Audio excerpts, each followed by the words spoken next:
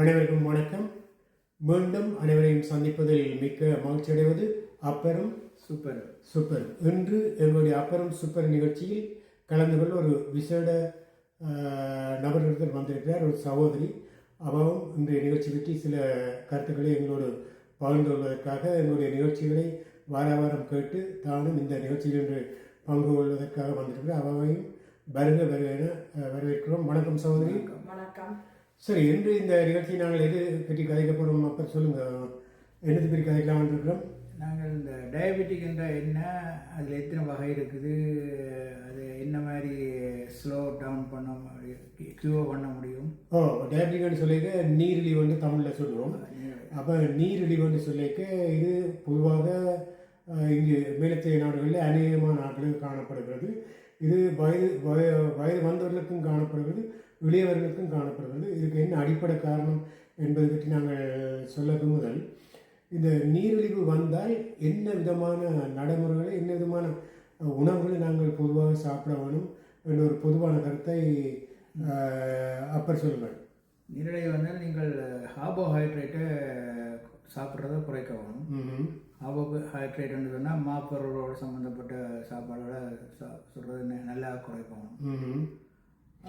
அதுக்கு ஒரு வழி ஒன்று இருக்குது என்றால், நீங்கள் சோறு சாப்பிட்ற மாதிரி வார முட்டை சாப்பிட்டு ஓடி போய் பார்க்கக்கூடாது.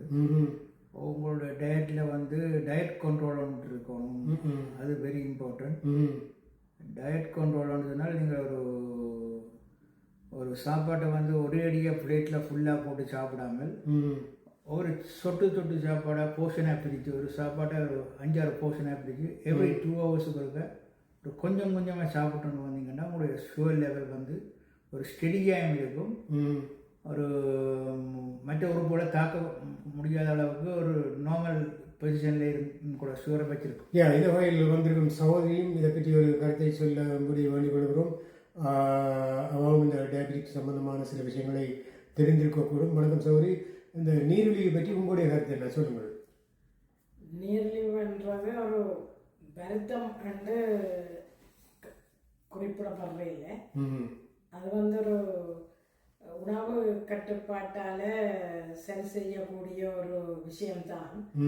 நாங்கள் உணவில் மாச்சத்துக்களை குறைவாக எடுக்கணும், அதே நேரம் கொஞ்சம் நார்ச்சத்துக்களை கூடுதலாக எடுக்கலாம், மரக்கறி வகையை கூடுதலாக எடுக்கலாம்.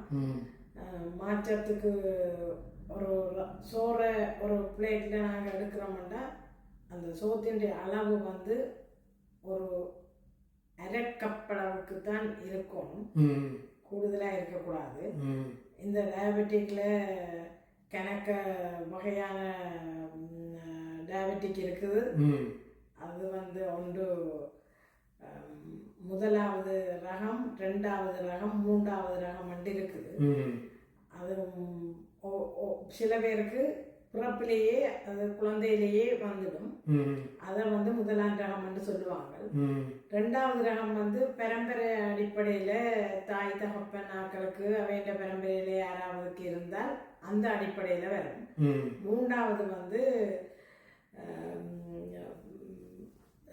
கர்ப்பிணி பெண்களுக்கு அது வருவதற்கு ஒரு சந்தர்ப்பம் இருக்கு. என்னென்னா அவைய பெங்க்ரியாஸ் நாளாக குழந்தைகள் வளர்ந்து கொண்டு போகிற நேரத்தில் அமர்த்தப்படுறதால இந்த பெங்க்ரியாஸின் செயல்பாடு குறைவ வந்தவுடனே அந்த சுகரை கண்ட்ரோல் பண்ணுறதுக்கு சுரக்கிற இன்சுலின் அளவு குறைஞ்சு அது அந்த சாப்பிட்ற சாப்பாட்டில் இருக்கிற சுகரை, அதாவது இனிப்பு தன்மையை கட்டுப்படுத்துறதுக்கு கொஞ்சம் காணாமல் இருக்கு. சரி, அந்த வகையில் அப்புறம் சகோதரியும் சொன்ன அடிப்படை விளக்கங்களை பார்க்கும்போது அவருடைய உண்மையான விளக்கம் கேட்டுக்கொண்டிருக்கிறவர்களுக்கு விளங்கக்கூடிய இருந்தாலும், இந்த சகோதரி சொன்னது போல இந்த நீரிழிவு என்பது ஒரு நோய் அல்ல என்பதை அவர் குறிப்பிட்டு சொன்னார். அது மிகவும் பொருத்தமான ஒரு கருத்து. நோய் என்பது இது நோயற்ற நோய். மற்றது நோய் என்பது கிருமிகளால் அல்லது பாக்டீரியா அல்லது வைரஸ்களால் ஏற்படும் பாதிப்புகளினால் வருவது, அதுதான் உண்மையான நோய். மற்றது இது நோய் அல்ல, கிருமிகளால் வாரதில்லை. அந்த எங்களுடைய உடலில் உள்ள உறுப்புகள் பாதிக்கப்படுவதால், உதாரணமாக அவர் சொன்ன மாதிரி இந்த சதியம் காணியமான்னு சொல்வார்கள், இது கங்கரின்னு சொல்வார்கள், அந்த சதியத்தின் தொழிற்பாடு குறைவதனால் அது சுரக்கும் அந்த இன்சுலின் என்பது பிளட்டில் போதிய அளவு இல்லாததுனால குளுக்கோஸ், அதாவது குளுக்கோஸின் அளவு இரத்தத்தில் அதிகரிப்பதுதான் இந்த சூரண்டு அர்த்தம். இதைத்தான் அப்புறம் குறிப்பிட்டார், கார்போஹைட்ரேட்டு அதிகம் சாப்பிட்றது உட்கொள்ளும். அப்போ இது எப்படி வருதுன்னு சொன்னால், இது சகோதரி சொன்ன மாதிரி பரம்பரையாக கூட கடத்தப்படலாம். அப்படி கடத்தப்படுவதனால தான் இந்த குழந்தை பிள்ளைகளுக்கு வருது. பிறகு ஒரு இடப்பட்ட காலத்தில் உள்ள வயது உள்ளவர்களுக்கு வருது. அது சிலவில் அவருடைய பழக்க வழக்கங்களாலும் வரலாம், அல்லது வேறு காரணங்களாலும் வரலாம், அது கூட பரம்பரையாகவும் வரலாம். அதை விட கர்ப்பிணி பெண்களுக்கும் வருது. இந்த அடிப்படையில் இந்த டயபிட்டிஸை 3 வகையாக பிரித்திருக்கிறார்கள். ஒன்று டைப் 1 என்று சொல்வார்கள், மற்றது டைப் 2 என்று சொல்வார்கள், மற்றது டைப் 3 என்று சொல்வார்கள். இந்த டைப் 1 என்று சொன்னால் உங்களுடைய கணிதத்திலிருந்து அதிகளவாக போதிய அளவு அந்த இன்சுலின் சுரக்கப்படாமல் மிகவும் மிக குறைவாக சுரக்கப்பட்டால் அதுதான் டைப் 1க்கு அடங்குவதாக சொல்லப்படுது. மற்ற டைப் 2என்றது ஒரு கொஞ்சம், அதாவது போதிய அளவு சுரக்கப்படாவிட்டாலும் ஒரு மீடியம், ஓரளவு சுரக்கப்பட்டால் அது டைப் 2 என்று சொல்லுகிறார்கள். மற்ற டைப் 3 என்றது இந்த கர்ப்பிணி பெண்களுக்கு வர்றது. அது கர்ப்பிணி பெண்கள் கர்ப்பம் உண்டாகினாப்பில் அவர்கள் அந்த 10 மாதத்தில் அவருடைய நடத்தைகளுக்கு ஏற்ப அது அந்த இன்சுலின் வந்து சரியான முறையில் செயல்பட முடியாத ஒரு சூழ்நிலை அந்த சுரப்பிக்க ஏற்படுவதனால் அது சரியாக தொழிற்பட அல்லது சுரப்பிக்க முடியாத சூழ்நிலை இருக்கிறாலே அது தற்காலிகமாக அந்த கர்ப்பம் தரிச்சிருக்கிற காலத்தில் மட்டும் அந்த பெண்களுக்கு இருக்கும். பிறகு அது பிள்ளை பிறந்து எல்லாம் சரி வர ஓரளவு தானாகவே மாறிடும். ஆனாலும் சில பேருக்கு அது நிரந்தரமாகவே அப்படியே வர்ற சூழ்நிலை இருக்கு.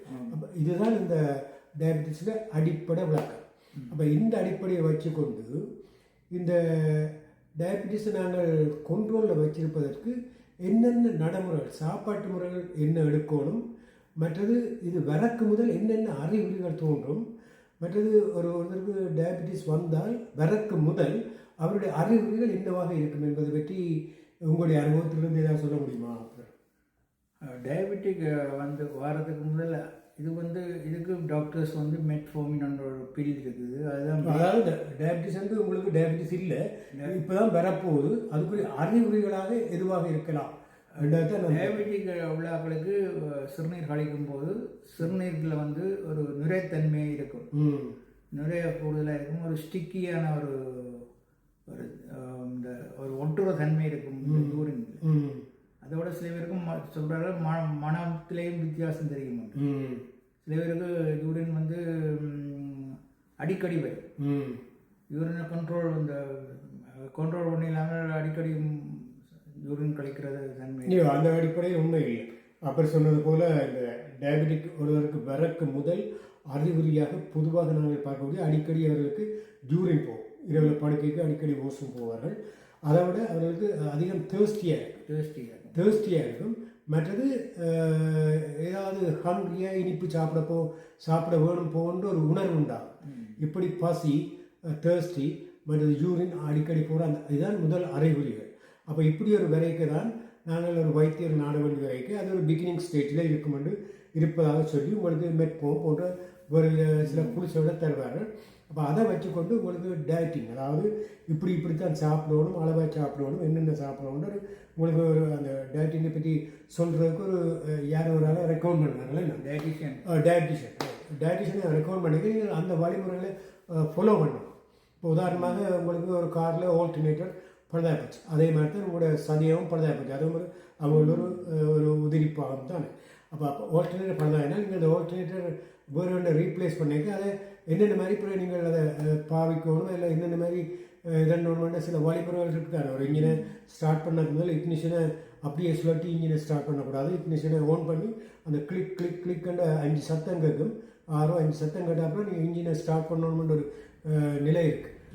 சில பேர் எடுத்தோடனே நல்ல குளிர்க்க இதுக்கு ஸ்டார்ட் பண்ணார், அதே நேரத்தில் காரை எடுத்தோடனே நல்ல குளிர்கறிக்கைக்கு எடுத்தோடனே ஸ்டார்ட் பண்ணி போட்டு இப்போ இளம் பிள்ளைகள் அப்படி தான் எடுத்தோடனே போட்டு கீரை போட்டு அப்படியே ஆக்டிவேட் பண்ணிவிட்டு ஓடுவார்கள். அப்போ அந்த வீடெல்லாம் ஒரு உருகி போயிருக்கும். இப்போ அதோட பல அதே மாதிரி தான் எங்களோட உடம்புல சில உதிரிப்பாகங்கள் உறுப்புகளாக இருக்குது. இப்போ அதோட வடிவாக கை கொள்ளணும்னு அதுக்கு தான் இந்த டயட்டிஷியன் இந்த எல்லாத்தையும் ஒழுங்குபடுத்துவார். மற்றது அடுத்த கேள்வியாக நான் அப்பரிடம் கேட்குறது என்றால், ஒருத்தருக்கு சுகர் வந்தால், சகோதரிகிட்ட சுகர் வந்தால் சாதாரணமாக இந்த சுகரின் லெவல் எவ்வளவாக இருந்தால் அந்த அவருக்கு அந்த சுகர் லெவல் சரியாக ஓரளவு நார்மலாக இருக்குன்ற அர்த்தம் மட்டும் நீங்கள் கருதுகிறீர்கள். எந்த லெவலில் இருந்தால் அது நார்மலாக இருக்குன்ற அர்த்தம். இப்போ எவ்வளோ பெர்சன்டேஜ்? இப்போ 5.5 சொல்கிறாங்க, 6 சொல்கிறாங்க, 7 சொல்கிறாங்க, சிலருக்கு 10க்கு மேலே போகும். நார்மலாக உங்களுடைய அனுபவத்திலிருந்து எவ்வளவு இருந்தால் ஒரு நார்மலாக இருக்கும்னு நீங்கள் கருதுகிறீர்கள்? சர்க்கரை வியாதி உள்ளவர்களை பொறுத்தவரையில் ஆக கூடுதலாக அந்த சர்க்கரையின் அளவு 7.2 இருக்கலாம்ன்றது தான் இந்த வைத்தியர்களின் அறிவுரை.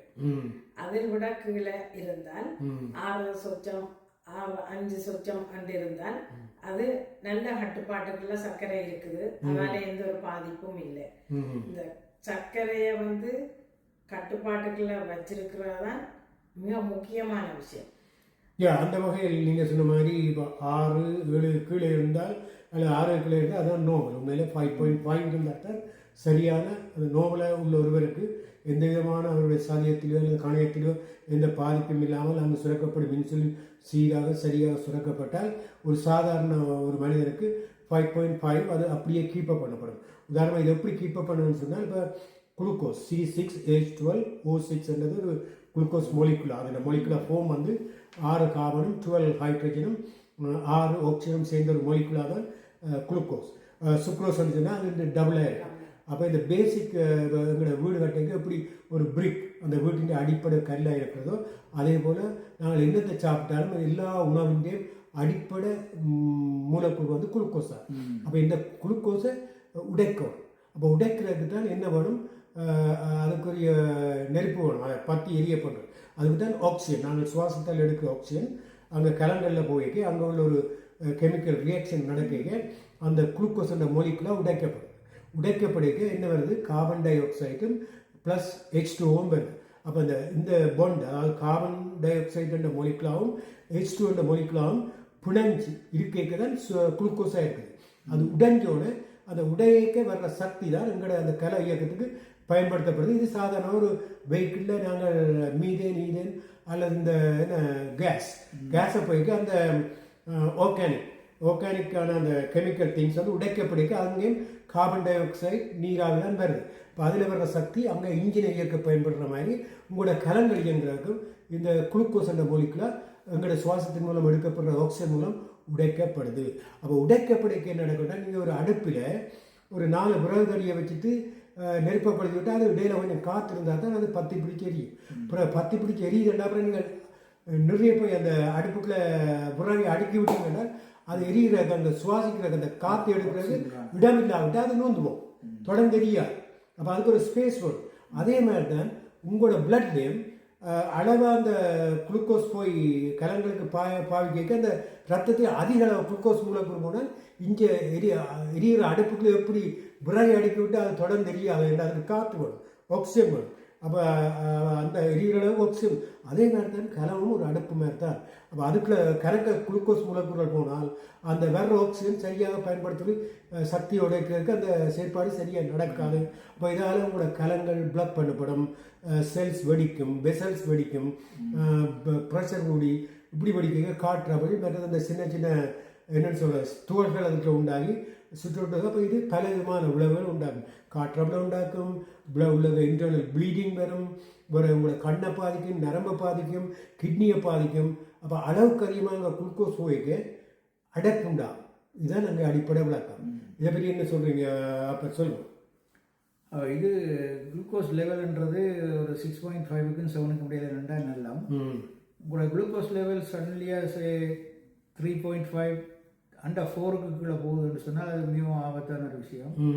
அது மூளையே தாக்கும். அதுக்கு நீங்கள் ஹாஸ்பிட்டலில் போய் ட்ரீட்மெண்ட் எடுக்கல, ட்ரீட்மெண்ட் ஒர்க் பண்ண அந்த அப்படி கொத்த சூழ்நிலையில் உங்களோட குளுக்கோஸை கூட்டுறதுக்கு உடனடியாக நீங்கள் சுகரை கொஞ்சம் அதில் ஒரு சின்ன கேள்வி மூலம் இப்போ சில பேருக்கு குளுக்கோஸ் டாக்டர்ஸ் ரெக்கமெண்ட் பண்ணிங்கன்னா நீங்கள் மெட்ஃபோமானுவோ அல்லது இன்சுலின் எடுக்க காலமே மத்தி சில பேருக்கு கொஞ்சம் நெடு சுகர் கூடிக்கொண்டு போனால் 3 நேரம் எடுக்க சொல்லினா அப்புறம் இன்னும் ஒன்று தருவ இப்போ ஏதோ ஒரு நேரம் எடுக்க. இப்போ சில பேர் என்ன செய்யணும் என்றால் இரவில் போட்டுட்டு படுக்கைக்கு சில வேலை சடன்லியாக லோ சுகருக்கு வருது 3.2 3.3 வந்தால் அப்படியா சூழ்நிலை வரைக்கும் என்ன செய்யலாம்? That is very bad.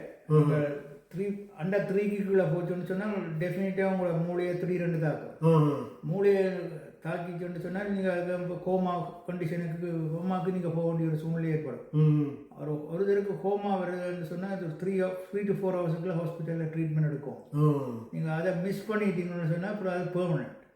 அப்படின்னா இப்போ சவாரிட்ட கேட்குறது இப்போ குளுக்கோஸ் லெவல் கூடினான் ஒருத்தருக்கு இப்போ நார்மலாக நீங்கள் சொன்ன மாதிரி 6 அல்லது 7 அல்லது 5.5 இருக்குது. சில பேருக்கு சில 13, 14, 15, 20க்கும் போகிற கட்டங்கள் இருக்குது. அப்படி ஒரு சூழ்நிலை வரைக்கும் எப்படி திடீர்னு அதை குறைக்கலாம் அல்லது அதால் வர்ற பாதிப்புகள் என்னென்னு கூற முடியுமா சௌரி? சுகர் வந்து சர்க்கரையின் அளவு கூடுதலாக ரத்தத்தில் இருக்குமா இருந்தால் அது உள் உறுப்புகளை பாதிக்கும். குறிப்பாக சிறுநீரகம், இருதயம், சுவாசப்பை இவை எல்லாரையும் பாதிக்கிற ஒரு கட்டத்துக்கு அந்த சுகரின் உயர்வு கொண்டு போய் விட்டுரும். நாங்கள் எப்பவும் சுகரை ஒரு கண்ட்ரோலுக்கு இல்லை 6 சொச்சம்